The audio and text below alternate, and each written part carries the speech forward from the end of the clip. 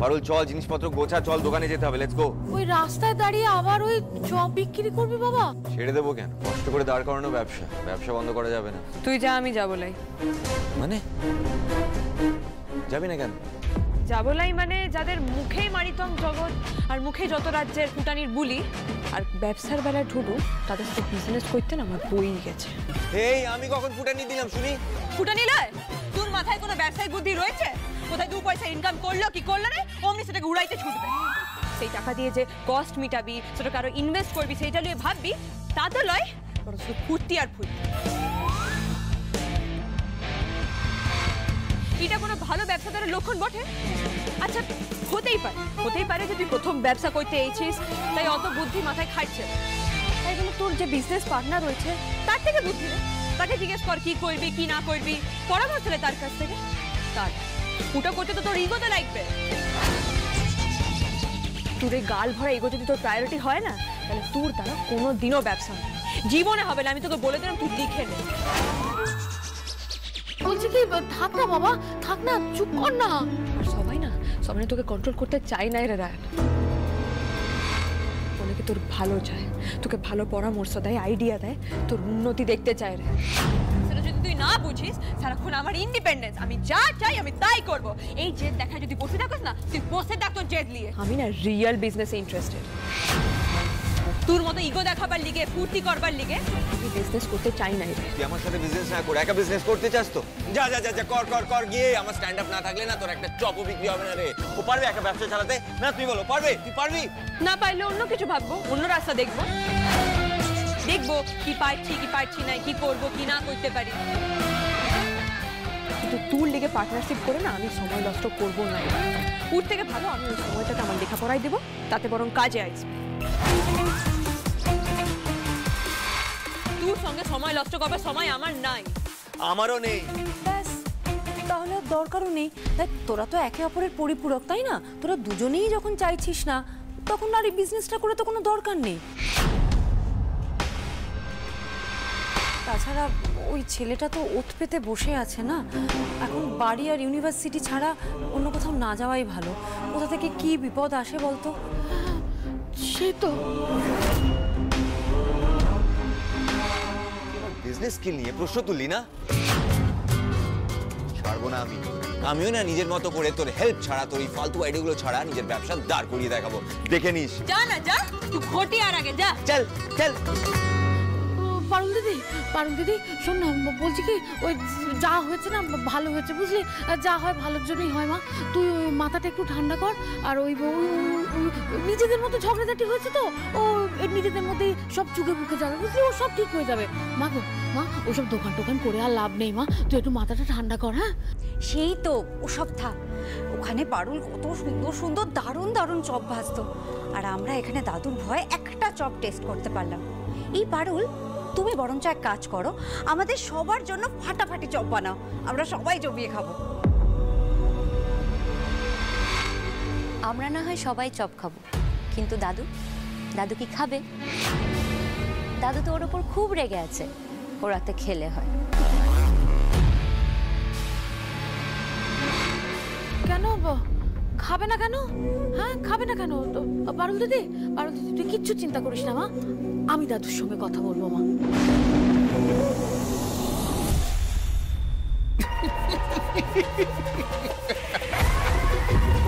পালিয়েছে, জানতো আজকেও আমি আসবো।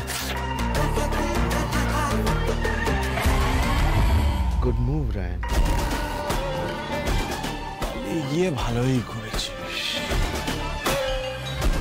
আজকে তুই এখানে থাকলে পারুল কেন? পারুলের বাবা ভুবনেশ্বরও তোকে বাঁচাতে পারতো না। তোকে আমি খুঁজে খুঁজে মারব।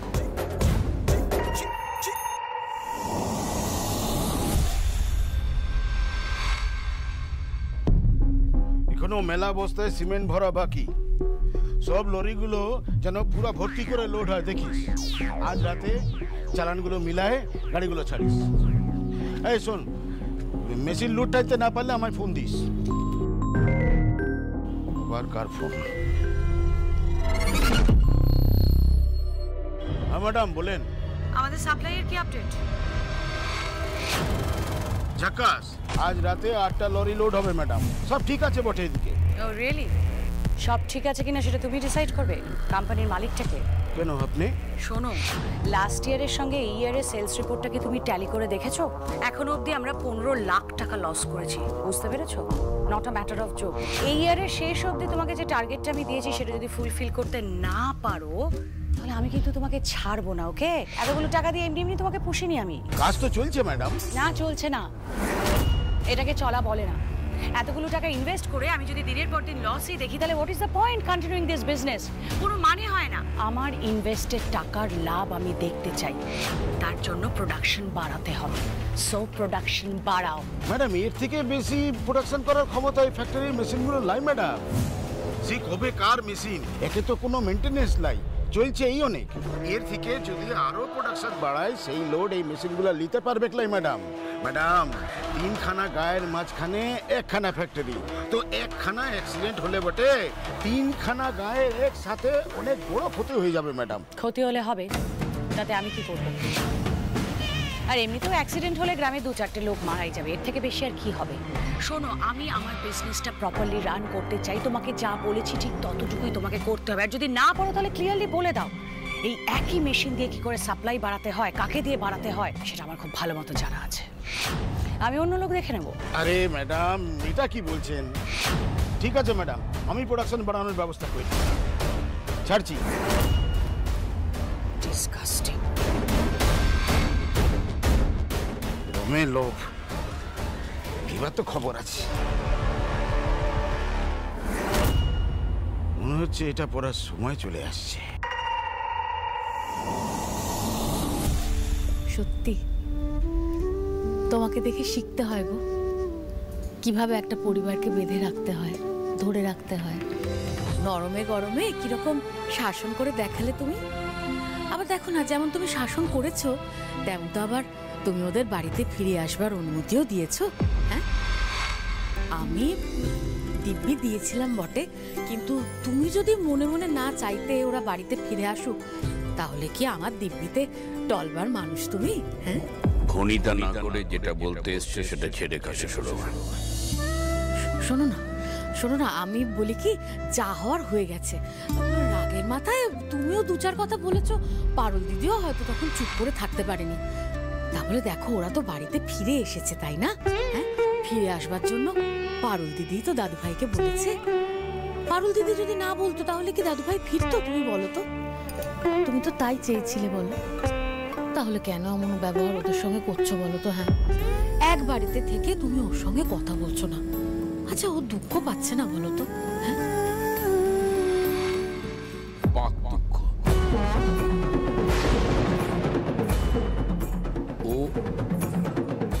আমাকে কম দুঃখ দিয়েছে? শুনো, এই পৃথিবীতে ওই মেয়েটা আমার রক্ত না হওয়া সত্ত্বেও আমি ওকে সবচেয়ে বেশি ভালোবেসেছিলাম, ভরসা করেছিলাম। ওকে নিয়ে আমি অনেক স্বপ্ন দেখেছিলাম, তার মূল্য দিয়েছে ও।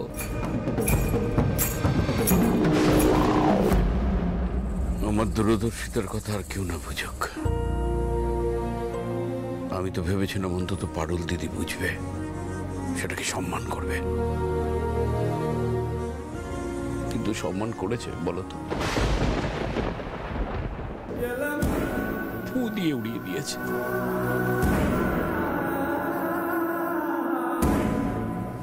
এত আঘাত আমাকে কেউ কোনোদিন দেয়নি, শুনো, কেউ না। হ্যাঁ গো, পারুল দিদি শুধুই কি তোমাকে দুঃখ দিয়েছে? ও কোনো আনন্দ কোনোদিন তোমাকে দেয়নি? তোমার ভরসার মান ও কোনোদিন রাখেনি? তোমার নিজের হাতে গড়া এই পরিবারের জন্য ও কোনোদিন কিচ্ছু করেনি? করেছে, অবশ্যই করেছে, আমি সেটা অস্বীকার করছি না। আঘাতের ভারটা এত বেশি না সুরমা, তো সবকিছু এলোমেলো হয়ে গেছে।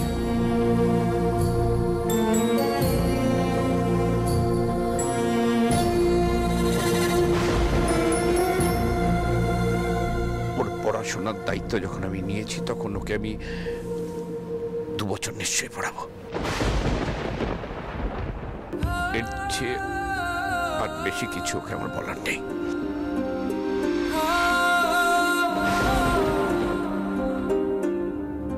ওর জীবন নিয়ে ও কি করলো না করলো আমি দেখতে যাব না, আশাই করব না।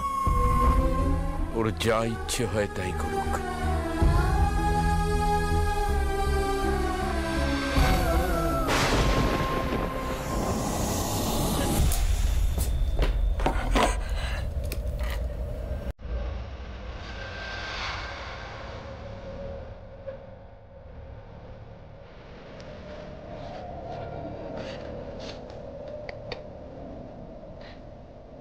আমি এই বাড়িতে কেন আছি বাবা ভুবনেশ্বর? এই বাড়িতে যার স্ত্রী হয়ে থাকছি, রায়ন তো আমাকে ভালোই বাসে না, বউ হিসেবেও মানতে চায় না। যেই মানুষটা আমাকে এত আশা নিয়ে হাতে ধরে শহরে দিয়েছিল, আজ আমি ওনার বোঝা হয়ে উঠেছি।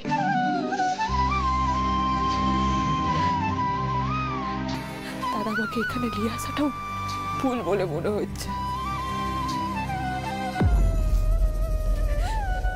কেউ আমার মনের জ্বালাটা বুঝলোই না বাবা ভুবনেশ্বর, কেউ না, এমনকি দাদুও নয়।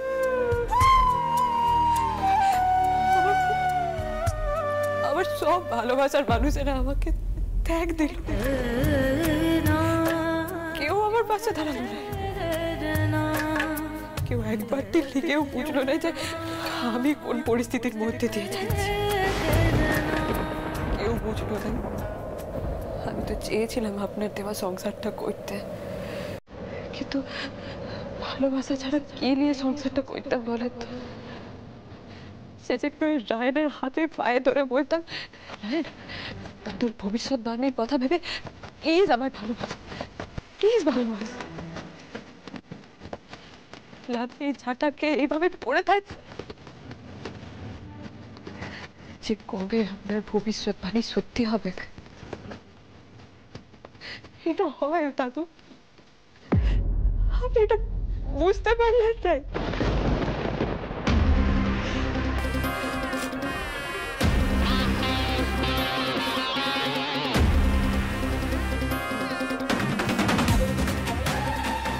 কেউ আমার কথা বুঝবে না, দরকার নাই, কাউকে আমার কথা ভাবতেও হবে তাই।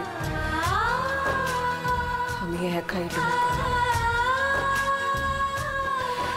লেখাপড়া করে গোটা দুনিয়ার সঙ্গে আমি একাই লড়ে নেব দাদু।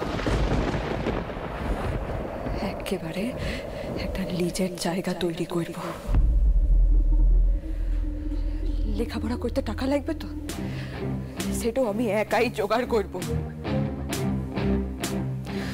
সে টাকা আমি না নিব দাদুর কাছ থেকে, আর না নিব রায়নের সঙ্গে ব্যবসার পার্টনারশিপ করে। ওই চপের দোকান আমি একাই সামলাবো, আর একাই সামলে আমি আমার পড়াশোনার খরচ উঠাবো, কাউকে লাগবে। কিন্তু এত কিছু আমি রায়নকে ছাড়া একা একা করবো কি করে? না না, এইভাবে মাথা কাজ করছে না। এই পরিবেশে থাকলে মাথা কাজ করবেও নাই। মাথায় একটু হাওয়া লাগাতে হবে, বরং ন্যাড়াগল থেকে কতদিন ঘুরে আসি। নিজের শিকড়ের কাছে গেলে হয়তো এসব থেকে বেরোবার পথ খুঁজে পাবো, যেমন গাছেরা পায়। আর রায়নকে নিয়ে তো আর কোনো চিন্তাই নাই, ঘরের ছেলে ঘরে ফিরে এসেছে, আর কেই বা চিন্তা।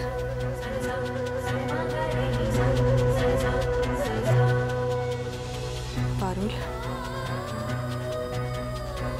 তোর এবার ন্যাড়া গোয়াল ফিরবার পালা।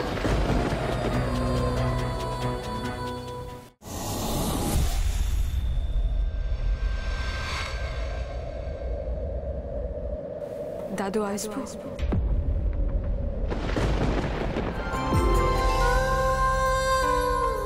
ওই দেখো পারুল দিদি তোমার জন্য নিজের হাতে চপ বানিয়ে এনেছে। আয় আয় আয় দিদি, ভেতরে আয় আয়। সুরমা, আমার শরীরটা খুব খারাপ করছে।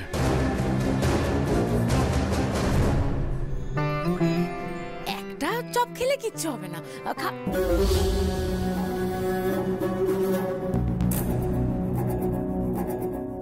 ওকে ওগুলো নিয়ে যেতে বলো এখান থেকে। ঠিক আছে দাদু, আমি নিয়ে যাচ্ছি।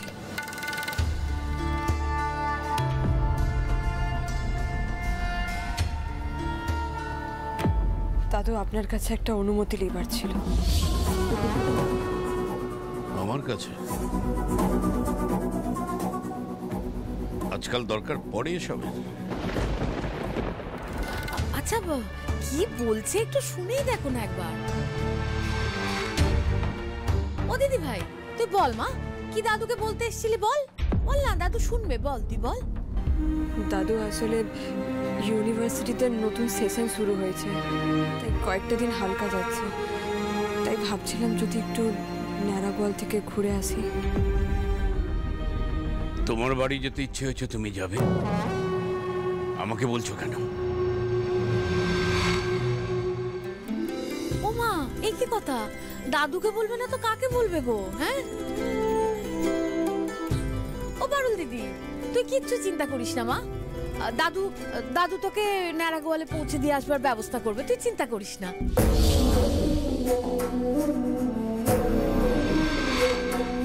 সে না হয় পৌঁছে দেওয়া যাবে, কিন্তু নাড়ুকে নিয়ে কাল আমার একটু দোকানে বেরোতে হবে। রায়ানকে বলছি আমি পৌঁছে দিয়ে আসবে। আর কিছু না না দাদু, আমি লা চাইতেই আপনি আমায় 2 হাত ভরে দিয়েছেন।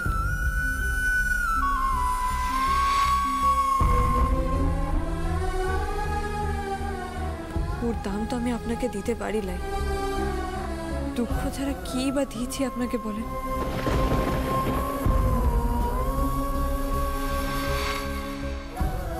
তাই আর নতুন করে কি চাইবো বলেন তো? কাল ন্যাড়াগোয়াল অব্দি পৌঁছে দিয়ে আসলেই হবে দাদু। রায়ান, রায়ান, ডাকছো? শোনো, কালকে পারুল ন্যাড়াগোয়ালে যাবে, তুমি ওকে পৌঁছে দিয়ে আসবে। তুই ন্যাড়াগোয়াল যাচ্ছিস হঠাৎ? চিন্তায় পড়ে গেছো তো? ঠিকই তো, ও এখানে না থাকলে ঘুঁটটা পাকাবে কি করে? ও এখানে থাকুক, আরো 4টে দুর্বুদ্ধি দিক তোমাকে, নাহলে চলবে কি করে তোমার, বলো?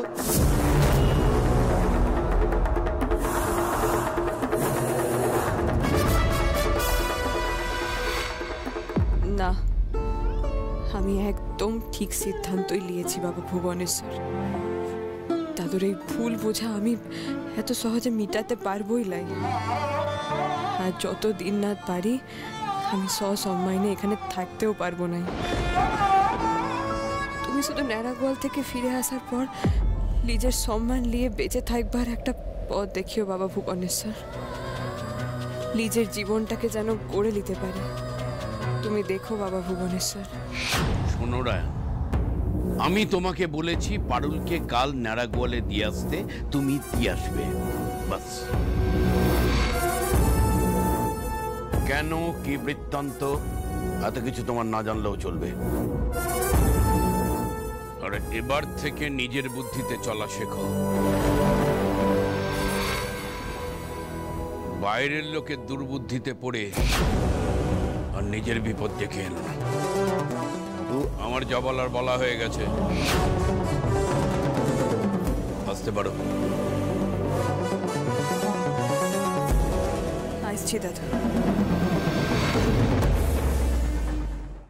এই পারুল পারুল দাঁড়া দাদা, তুই হঠাৎ নেড়া গোল যাচ্ছিস কেন? কিছু হয়েছে এখানে? বল না। কেন আমি এমনি ফিরতে পারি লাই? আমার বাড়িতে আমি যাবো, তাহলে তোকে কৈফিয়ত দিতে যাবো কেন রে? ছাত্রী, এটা আবার কি হলো? কার রাগ কার উপরে ঝাড়ছে?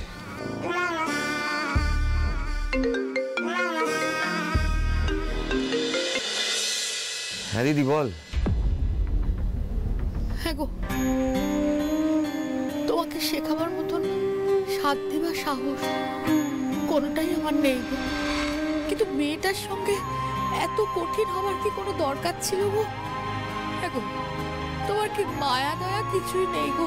হ্যাঁ, মেয়েটাকে এত কড়া কথা বলবার কোনো দরকার ছিল কি? দরকার ছিল সুরমা, কারণ পারুল আজকে প্রমাণ করে দিয়েছে ও সত্যি বসুবাড়ির রক্ত নয়, তাই সেটাকে বুঝিয়ে দেওয়ার দরকার ছিল বটে। এসব কথা তুমি কি বলছো গো? হ্যাঁ, পারুল দিদি তো এই পরিবারে, ও তোমাকে ভগবানের মতন সম্মান করে। ও যদি আমাকে মানতো তাহলে আমার মুখে মুখে কথা বলতো না। সুরো, রুকুকে দেখো, ওরও তো মনে হয়েছিল আমি ওকে জোর করে বিয়ে দিয়েছি।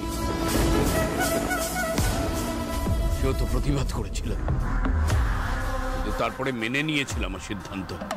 তাই দিব্যি সুখে শান্তিতে ঘর করছে নাড়া গোয়ালে। তার কারণ হচ্ছে গোপাল। গোপালকে বেঁধে রাখতে পেরেছে। আমি ভেবেছিলাম পারুলও পারবে রায়নকে বেঁধে রাখতে, কিন্তু উল্টেও আগুনে ঘি ঢালল।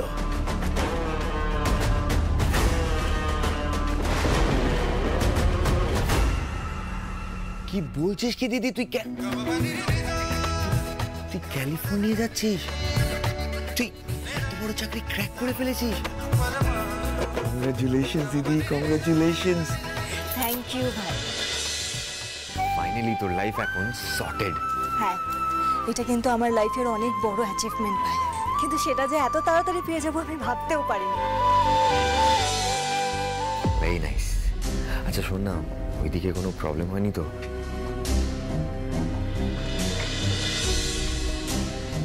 না মানে এই যে তুই চলে যাচ্ছিস, গোপালদার দিক থেকে কেউ কোনো ব্যাগড়া দেয়নি তো? না রে ভাই, গোপাল থাকাতে আমার কোনো চিন্তা নেই। ইন্টারভিউ দেওয়া থেকে শুরু করে ক্যালিফোর্নিয়া যাওয়ার সমস্ত ব্যবস্থা গোপাল করে দিয়েছে। বাহ বাহ বাহ, গোপালদা এমনিতে মানুষ তো খুবই ভালো।